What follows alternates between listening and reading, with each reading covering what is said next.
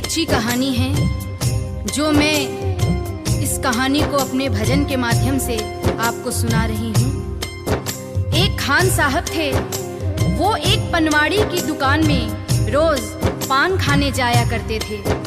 एक दिन उन्होंने उसकी दुकान में एक तस्वीर देखी जिसमें छोटे से बालक की छवि थी। वो खान साहब उस बालक की तस्वीर देखकर पनवाड़ी से कहते हैं कि बालक तो बहुत ही सुंदर है। इसके सिर पर मोर मुकुट, कानों में कुंडल, तन पे पीतांबर और पाँव में पैजनियां कितने सुंदर लग रहे हैं। लेकिन बस एक ही कमी है कि ये जिस जमीन पर खड़ा है वो खुरदरी है और इसके पाँव में जूते भी नहीं हैं। ये खुरदरी जमीन इस नन्हे पाँव में चुभती होगी।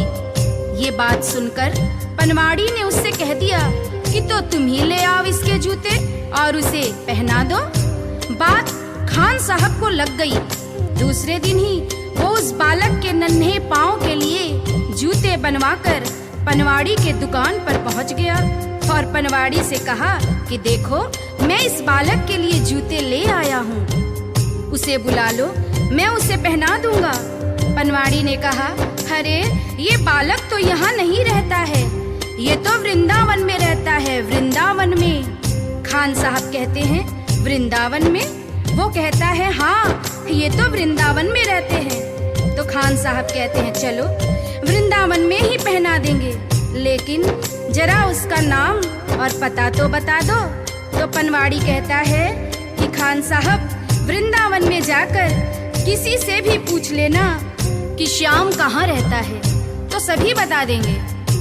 अब वो खान साहब वृंदावन पहुंच जाते हैं और हाथों में पादुका लेकर किस तरह से श्याम को ढूंढ रहे हैं। बताओ कहाँ मिलेगा श्याम, बताओ कहाँ मिलेगा श्याम, बताओ कहाँ मिलेगा श्याम, बताओ कहाँ मिलेगा श्याम।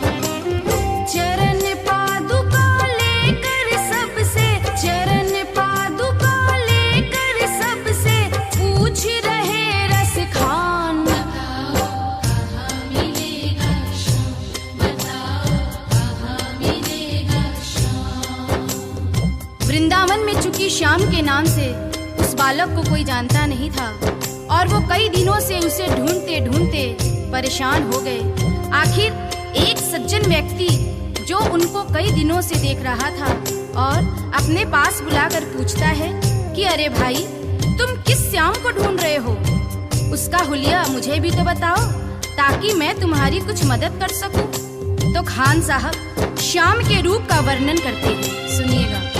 वो नन्हा सा बालक है, सांवली सी सूरत है, बाल घुंघराले उसके, पहनता मोर मुकुट है, बाल घुंघराले उसके, पहनता मोर मुकुट है, नैन उसके कजरारे, हाथ नन्हे से प्यारे, बांधे पैजनिया पग में, बड़े दिलकश है नजारे, बांधे पैजनिया पग में, बड़े दिलकश है नजारे। घायल कर देती है दिल को, घायल कर देती है दिल को उसकी एक मुस्कान, बताओ कहाँ मिलेगा श्याम, बताओ कहाँ मिलेगा श्याम। श्याम की जो छवि खान साहब उस सज्जन को बताते हैं, उसे सुनकर वो सज्जन को पता चल जाता है कि ये खान साहब किसे ढूंढ रहे हैं और वो उसे समझाते हैं। समझ में आया जिसका पता तू पूछ रहा है, वो है बांके बिहारी जिसे तू ढूंढ रहा है, वो है बांके बिहारी जिसे तू ढूंढ रहा है। कहीं वो श्याम कुहाता, कहीं वो कृष्ण मुरारी, कोई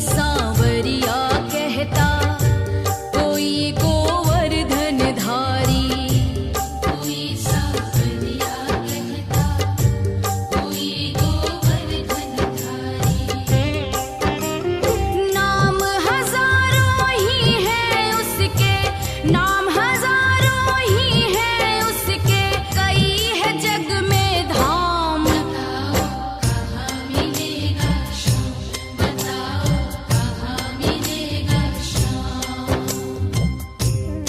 सज्जन की बातें सुनकर और उससे पता जानकर वो सीधे बांके बिहारी के मंदिर में पहुंच जाते हैं और ज्यों ही मंदिर के अंदर प्रवेश द्वार पर जाने लगते हैं, वहीं खड़ा पुजारी उन्हें मंदिर के अंदर जाने से रोक देता है और कहता है कि तुम अन्य जाति के हो, इसलिए तुम अंदर प्रवेश नहीं कर सकते हो।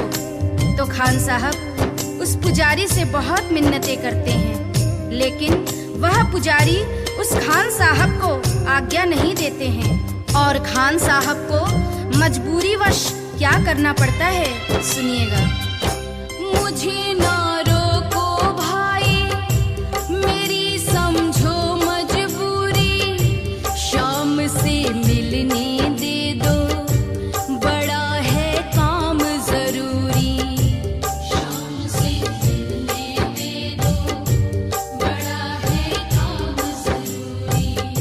सीढ़ियों पर मंदिर के डाल कर बैठा डेरा, कभी तो घर से बाहर शाम आएगा मेरा, कभी तो घर से बाहर शाम आएगा मेरा।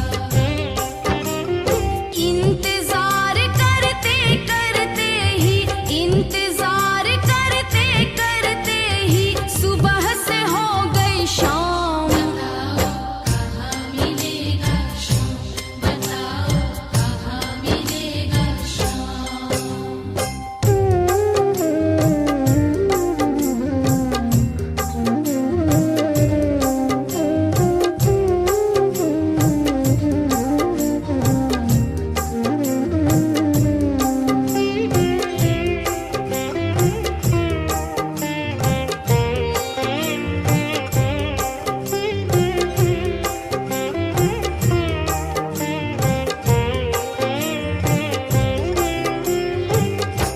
जाग कर रात बिताई, भोर होने को आई, तभी उसके कानों में एक आहट सी आई, तभी उसके कानों में एक आहट सी आई।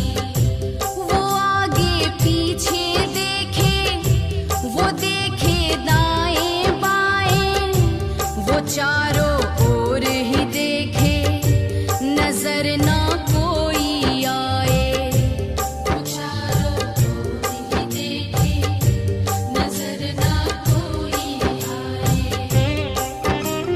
झुकी नजर तो कदमों में, झुकी नजर तो कदमों में, बैठा था नन्हा श्याम। बताओ कहाँ मिलेगा श्याम, बताओ कहाँ मिलेगा श्याम।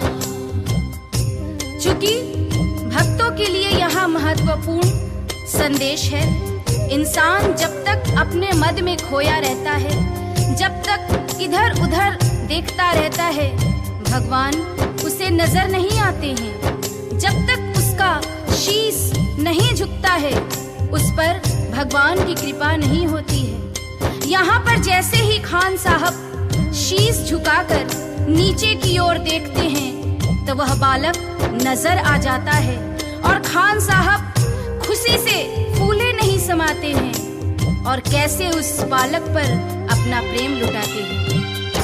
खुशी से गदगद होकर गोद में उसे उठाया, लगा कर के सीने से बहुत ही प्यार लुटाया, लगा कर के सीने से बहुत ही प्यार लुटाया। पादुका पहनाने को पाँव जैसे ही उठाया,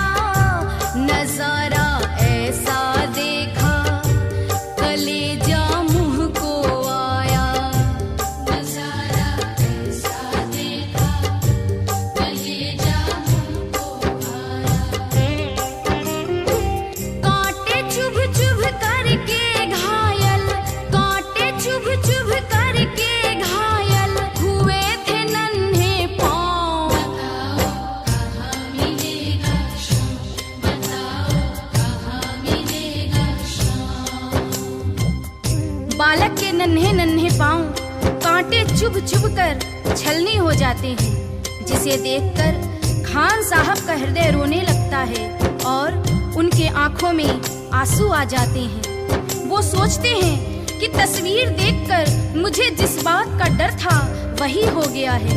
ये खुरदरी जमीन पर चलकर आया है जहां फूलों में कांटे पड़े होंगे, जिससे इसके पांव घायल हो गए हैं। और उस नन्हे बालक से खान साहब रोते रोते कहते हैं, खबर देते तो खुद ही तुम्हारे पास में आता, न पग में छाले पड़ते न चुभता कोई कांटा। अब वो नन्हा बालक उस खान साहब की उंगली पकड़कर मंदिर के अंदर ले जाता है और बांके बिहारी की मूरत की तरफ इशारा करके कहता है कि बोलो खान भाई बोलो, अगर मैं तुम्हें अंदर बुला लेता तो तुम क्या मुझे पहचान पाते? क्या तुमने यही मूरत अपने दिल में मेरे लिए बसाई थी? क्या तुम मुझे पहचान पाते? नहीं पहचान पाते ना? इसलिए ही छवि जैसी तू मेरी बसा के दिल में लाया, उसी ही रूप में तुझसे यहाँ मैं मिलने आया, उसी ही रूप में तुझसे यहाँ मैं मिलने आया। गोकुल से मैं पैदल आया, गोकुल से मैं पैदल आया, तेरे लिए ब्रजधाम। बताओ कहाँ मिलेगा श्याम, बताओ कहाँ मिलेगा श्याम। ये कटु सत्य है। गीता, रामायण, महाभारत कहीं भी पढ़ लीजिए, भगवान को हम जिस रूप में देखते हैं उसी रूप में वो हमें दर्शन देते हैं। जैसे कि द्रौपदी ने कृष्ण से कहा कि तुमने मेरा चीर बढ़ाने में इतनी देरी क्यों की? तो कृष्ण ने कहा कि दोष मेरा नहीं है द्रौपदी, दोष तुम्हारा है। द्रौपदी, मैं तो तुम्हारे पास ही खड़ा था, तुमने पुकारा ही नहीं। तुमने तो द्वारिकाधीश मेरी लाज बचाओ कहकर पुकारा, इसलिए मुझे द्वारका जाना पड़ा और तुम्हारे पास आने में मुझे वक्त लग गया। अगर तुम मुझे भैया कहकर बुलाती तो मैं तो तुम्हारे पास ही खड़ा था द्रौपदी। श्याम